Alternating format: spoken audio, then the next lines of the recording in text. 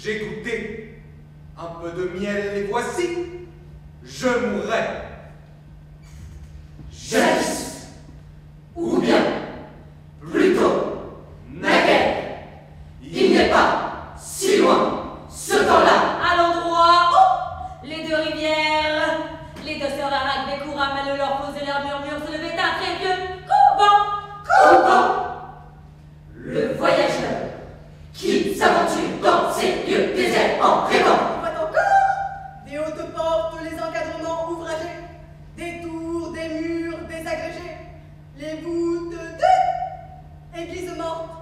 Église morte, mais la vapeur des encensoirs ne bleuit plus, le temple vide, jamais plus l'on entend le soir les psaumes monter dans l'abside. Le solitaire, un vieillard chelu, que la mort et le monde oublient, veille sur l'église abolie et fait aux passants survenus sur une dalle funéraire dont il écarte la poussière, lire une inscription disant Comment, craignant de l'estampille, certain roi jadis fut présent de son royaume à notre empire. Et le sceptre du tsar gardien opéra d'heureuse magie. À l'ombre de ces verts jardins, on vit fleurir la Géorgie. Nos baïonnettes à jamais protègent sa grâce et sa paix. Et sa paix. Un jour, un de nous, chef de guerre, se rendant témoin du puisse passa par le vieux monastère en menant avec lui le fils d'un chef Jacques.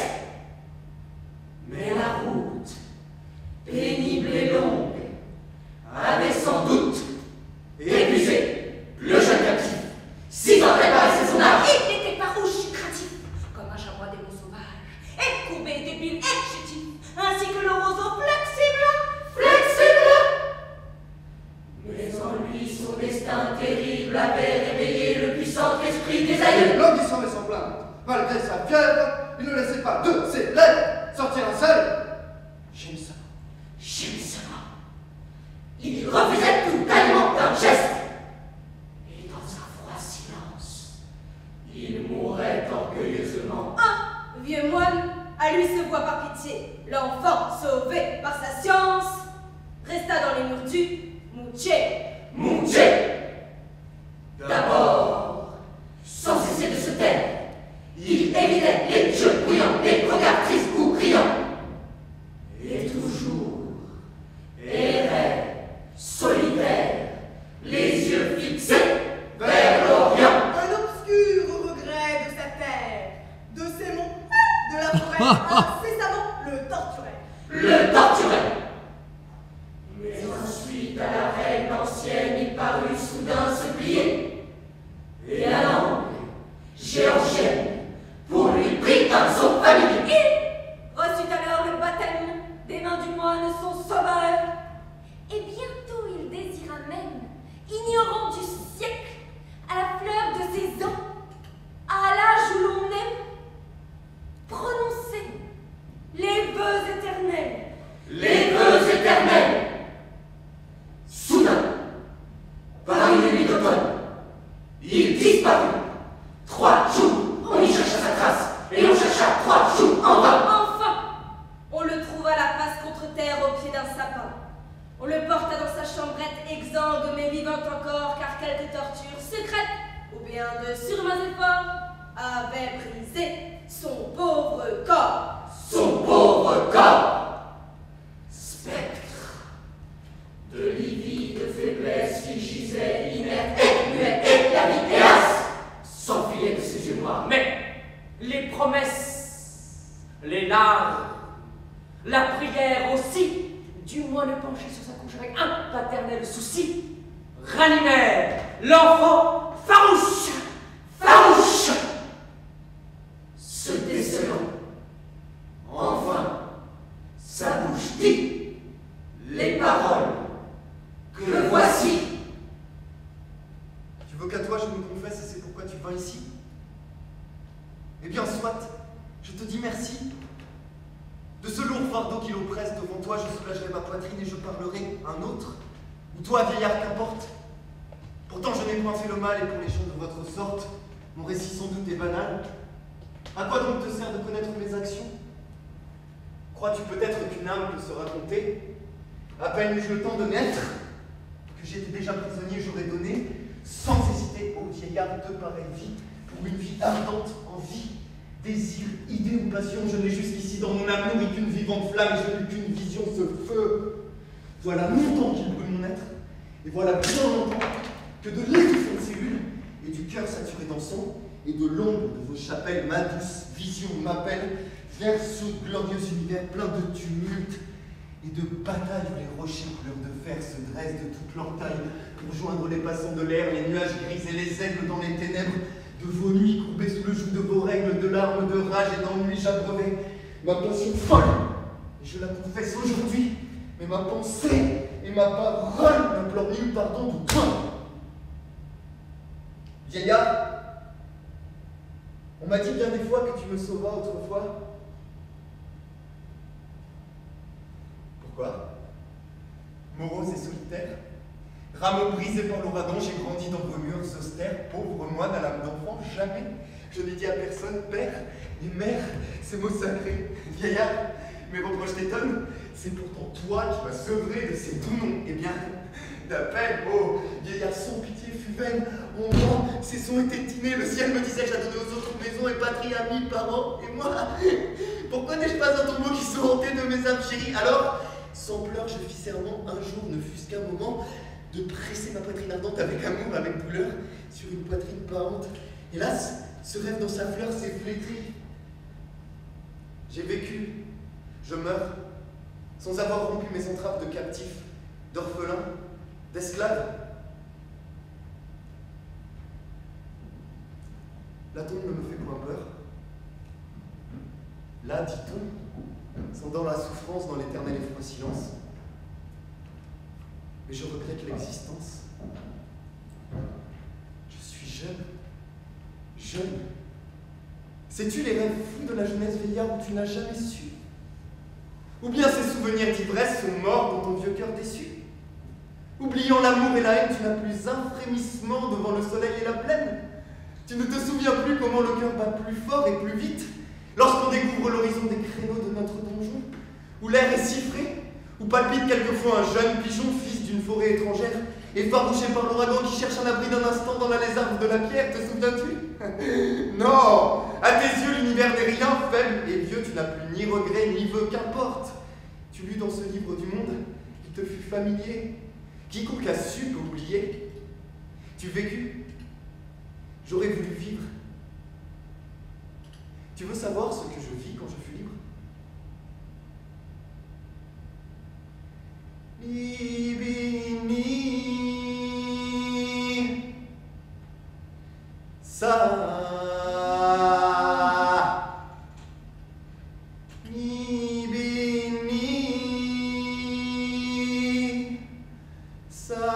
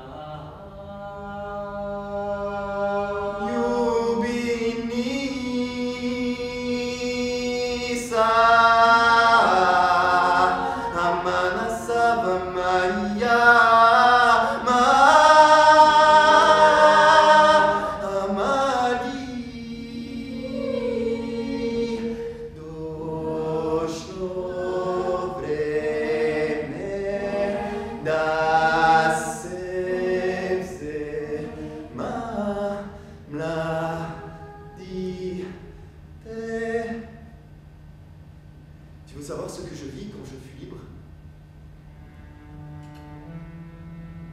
Je te dis que j'ai vécu. Vécu. ma vie, sans ces 3 jours, ces jours bénis, n'aurait été qu'une agonie plus triste et plus sombre 100 fois que n'est ta vieillesse impuissante. Depuis longtemps, vers les grands bois, et vers les plaines bleuissantes, et vers l'automne, et vers l'été, je voulais fuir. Voir si la terre est belle, savoir si mes frères et moi, nous y fûmes jetés pour la geôle ou la liberté.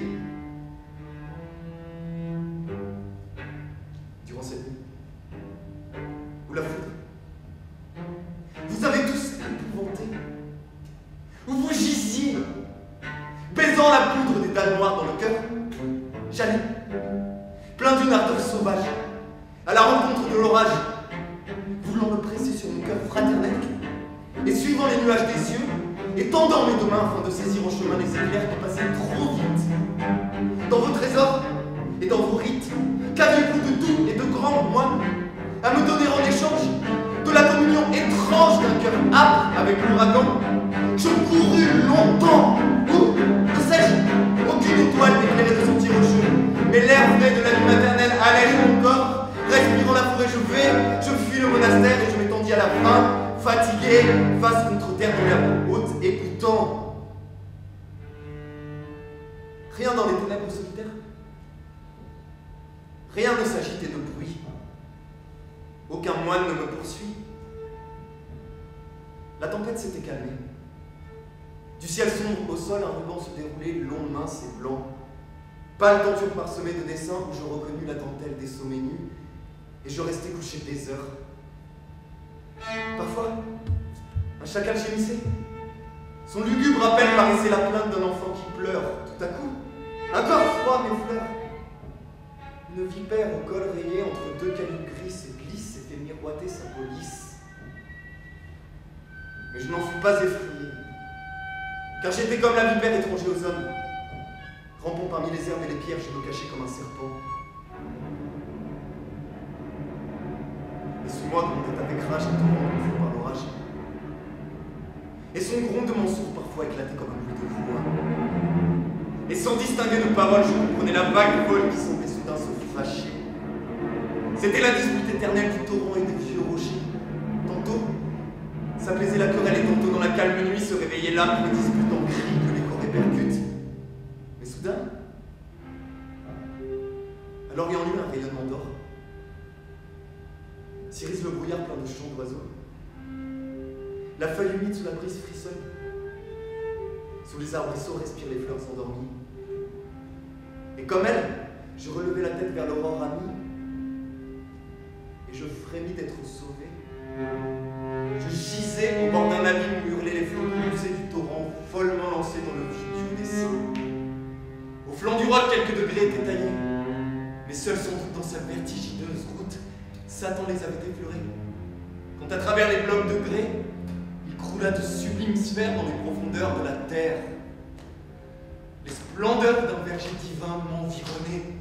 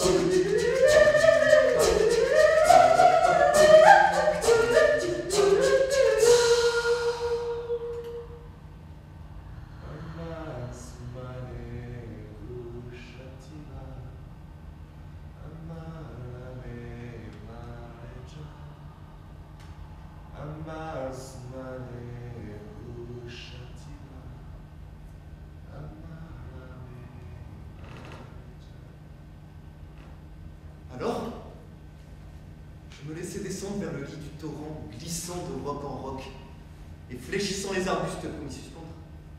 Sous mes pieds, parfois, un caillou se détachait, creusant un trou.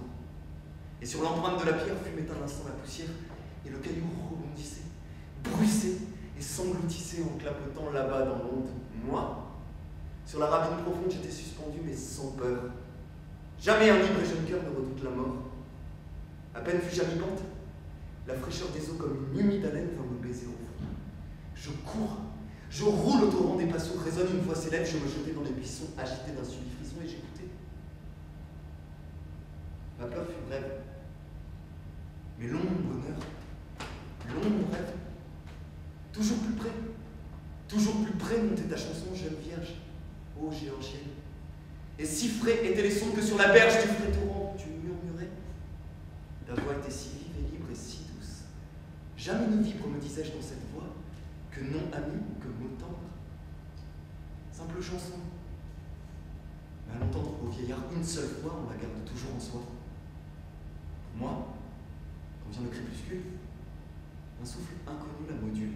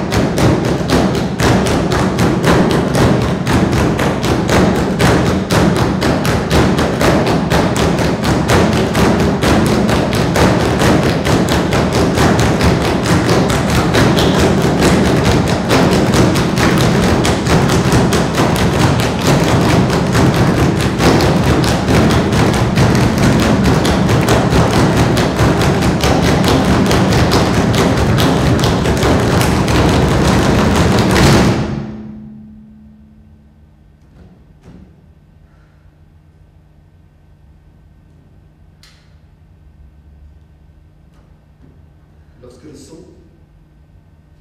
enfin, reflue de mon cœur enflammé très loin, est déjà presque disparu car son pas ne s'entendait point.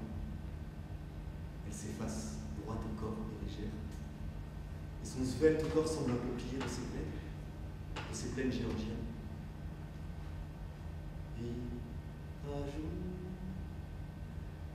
Adinyana daru svojstvuman krimnisti put blisti noć ticha pustinjam let med Bogu i zvizdojju gavari.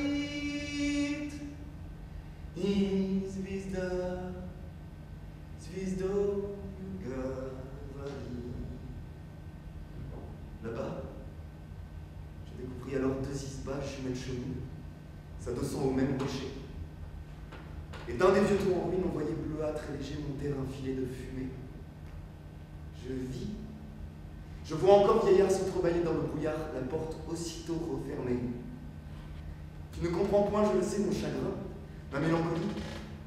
Vieillard, cela me plaît assez que ma vision, ma folie, avec moi soit ensevelie. Épuisé par mon après-midi de pensée et de passion, je me couchais dans l'ombre.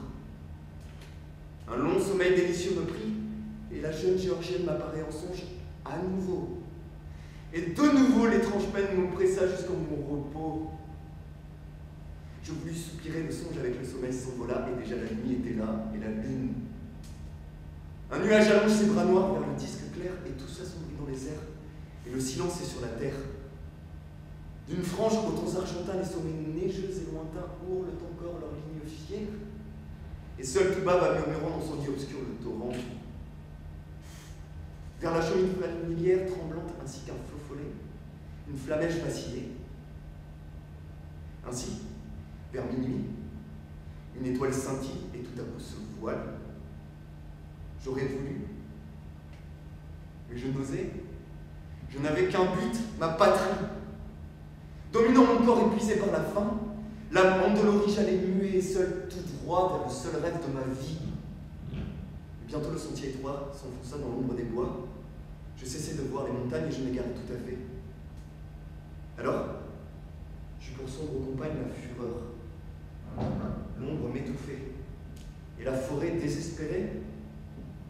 Ma main sanglante arrachant la branche à l'épine acérée du prunelier, où va jouer aux herbes le lierre qui s'enfuit autour des buissons. Toujours la forêt séculaire s'épaississait. Des millions d'yeux noirs me regardaient à travers fourrés et taillis.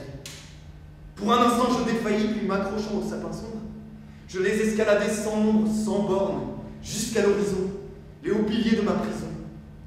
Les arbres succédaient aux arbres. Alors, parmi les blocs de marbre, je me jetai contre le sol et je sanglotais dans un vol et moi-même. Pourquoi le taire? Grattant le sable humide, j'ai senti sous mes lourdes paupières jaillir une rosée amère. Et malgré tout le cœur rongé, je n'invoquais point d'aide humaine. Comme les fauves de la plaine, j'étais aux hommes étrangers et pour toujours. Crois-moi, si j'eusse été trahi par un cri, fût-ce un cri d'insensé de mourant, je t'en fais le serment farouche. J'aurais arraché de ma bouche ma faible langue au même instant. Tu t'en souviens? Dans mon enfance, je n'ai jamais connu les pleurs. Pourtant, sans honte, en ma souffrance, j'ai pleuré là. Mais nul rayonnement fut témoin. Les bois immenses, leur obscur et profond désert, la lune nageant dans les airs, seule ont vu ma désespérance. Une clairière d'un rayon s'argentait la mousse et le sable, close d'un mur impénétrable, était devant moi. D'un seul une forme sombre, éclairée de deux étincelles du fond d'un taillis aux tiges serrées, jaillit soudain.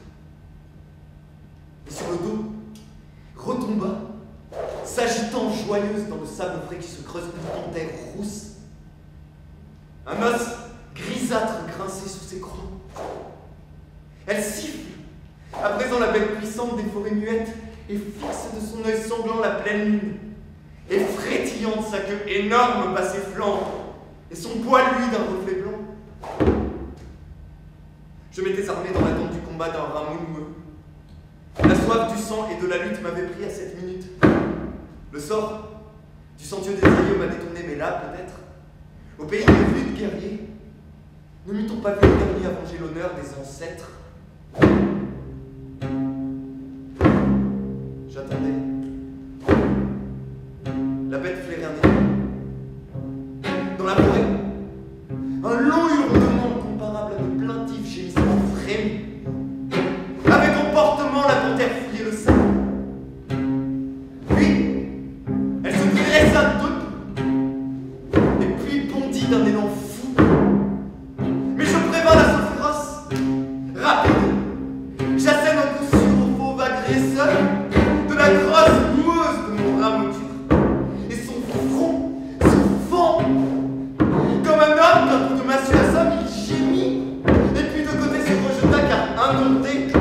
Malgré la largeur de l'entaille et le sang qui giclait, il restait prêt pour la bataille et son œil vert étincelait. Il se jeta sur ma poitrine, mais j'enfonçai dans son gosier mon arme et nous fit tournoyer 2 fois. Alors, souple et féline, la bête en hurlant ramassa toute sa force et m'enlaça. Et comme un couple de vipères, comme 2 amants éperdus, nous nous étrions étendus, luttant dans le sable et les pierres, j'étais terrible. Et ce moment terrible lorsque la panthère clamait, sifflant, régissant, ivre de lutte, ivre de sang, fils d'une famille de loups, nés sous nos rideaux frais, sauvages de bois épais. On nous dit qu'à la lampe humaine, je n'avais appris que les épouvantables cris de la panthère humaine. Au rythme lent de son haleine, je sentis que mon ennemi au milieu de ses fureurs même s'épuisait.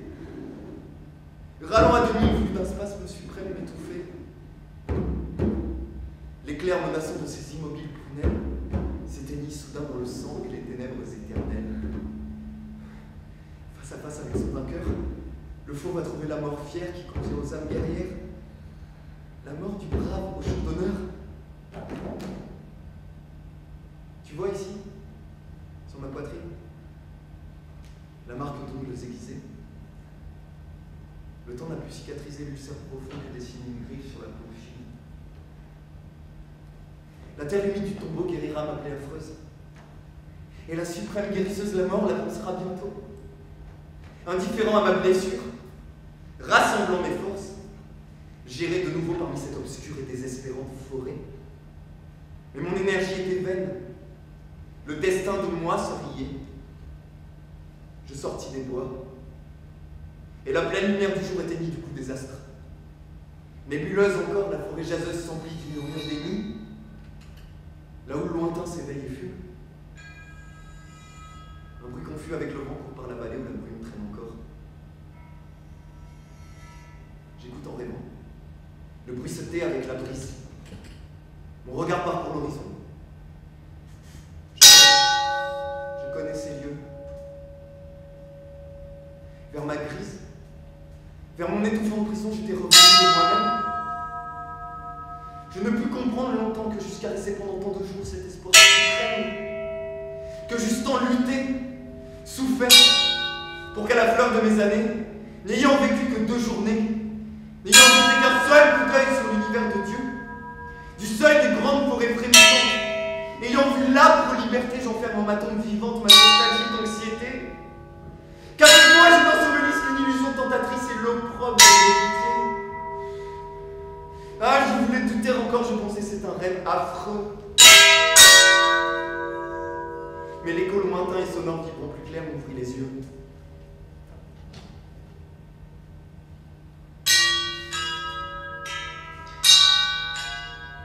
Je te reconnus tout de suite. Lugubre voix du vieux couvent, voix d'airain, toi qui si souvent impitoyable, mis en fuite les songes de mes nuits d'enfant, et fis évanouir, ô cloche, mes parents, mes sœurs aux yeux doux, la tête d'or, les galops fous, les grands combats parmi les rois où j'étais seul vainqueur de tous. Et j'écoutais sans pleurs, sans force. Le son à présent avait l'air des galères de mon cœur, le fer d'un bouton martelant mon torse. Ne me consciant pas que là-bas, hélas, je ne sentirais pas finir notre sol qui n'est pas.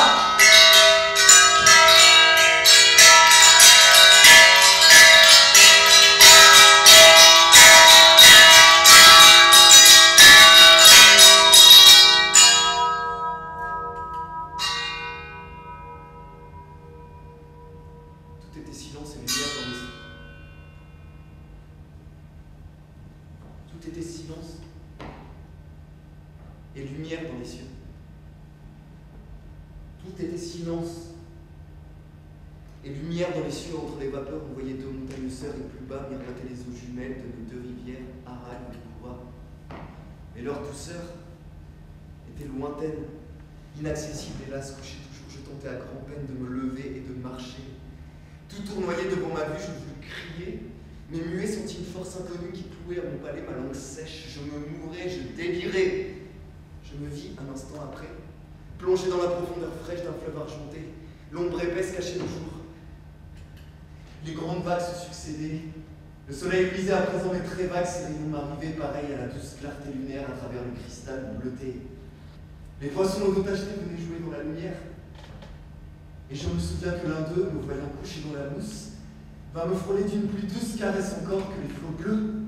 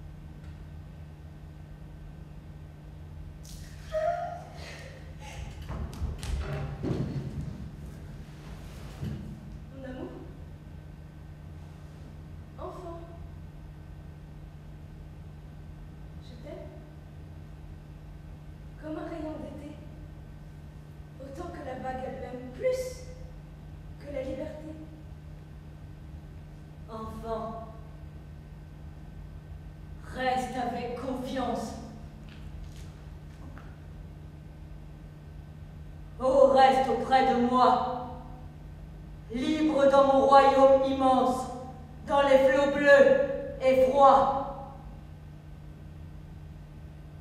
J'appellerai mes sœurs sans nombre, notre cœur enlacé sera réjouir ton œil sombre et ton esprit lassé.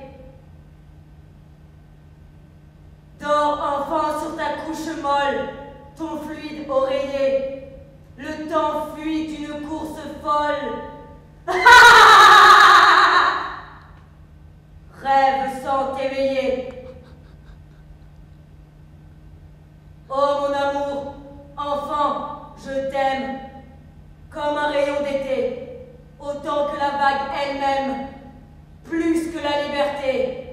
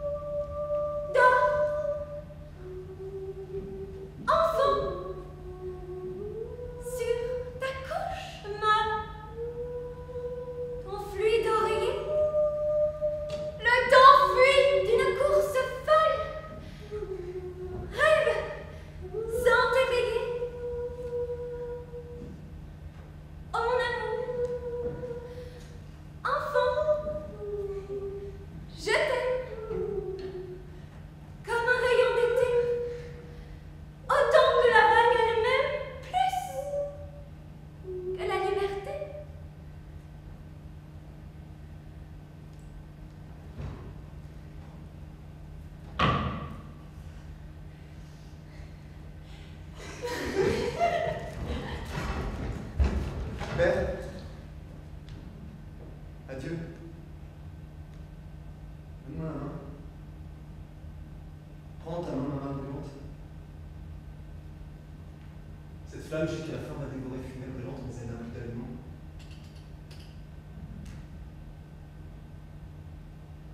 Elle va brûler sa sombre geôle et va remonter vers le grand roi du monde et du firmament qui donne à tous deux rôles, la douleur, la vie et la paix. Et que ferai-je dans ce royaume? Même si mon âme, à jamais, parmi la splendeur, les arômes du paradis devaient fleurir, crois-moi, contre quelques minutes dont vient en moi le souvenir, contre mes jeux d'enfant, mes luttes à l'ombre des droits anciennetés, j'y changerai l'éternité. On commencera la vie. Tu n'attendras plus longtemps.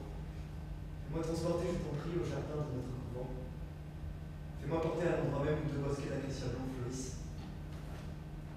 Car tu sais que j'aime l'herbe épaisse qui croît auprès, et ce lourd parfum dans la frais, et les cheveux du soleil qui dorment le clair feuillage transparent. Je veux boire une fois encore toute la sueur du ciel. Et mourant, je verrai de là le Caucase. Qui sait? Peut-être enverra-t-il dans la brise qui chante le jazz un seul le fils de l'exil. Et la langue de ma patrie à mes oreilles vibrera. Et peut-être il me semblera qu'un frère, de sa main chérie délivre mon combat les froids de la sueur de l'agonie. Et penché me chante à mi-voix toutes nos chansons d'autrefois.